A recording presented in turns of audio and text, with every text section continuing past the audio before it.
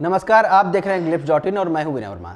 ताज़ा अपडेट यह है कि छत्तीसगढ़ के लिए पंजाब हरियाणा से जो भी ट्रेनें आ रही थी उन्हें कैंसिल कर दिया गया है। आज दोपहर सीबीआई कोर्ट ने पंचकुला में गुरमीत राम रहीम को 2002 के एक मामले में दोषी ठहरा दिया है, जिसके बाद गुरमीत राम रहीम के हजारों समर्थक पंजाब हरियाणा के सड़कों पर उतर आए हैं। हिंसक घटनाएं शुरू हुई हैं, जिसमें लगभग 12 लोग की जान जा चुकी है। इतनी ही गाड़ियां जलाई जा चुकी हैं। इसे देखते हुए पंजाब हरियाणा के अलावा छत्तीसगढ़ के साथ अन्य राज्यों में भी हाई अलर्ट घोषित कर दिया गया है। हम आपको बता दें कि आज दोपहर सीबीआई कोर्ट ने पंचकुला में गुरमीत राम रहीम को 2002 के एक मामले में दोषी ठहराया था, जिसके बाद वहां के समर्थक उग्र हो गए और सड़कों पर हिंसक घटनाएं करने लगे। For more information, log on to www.clips.in.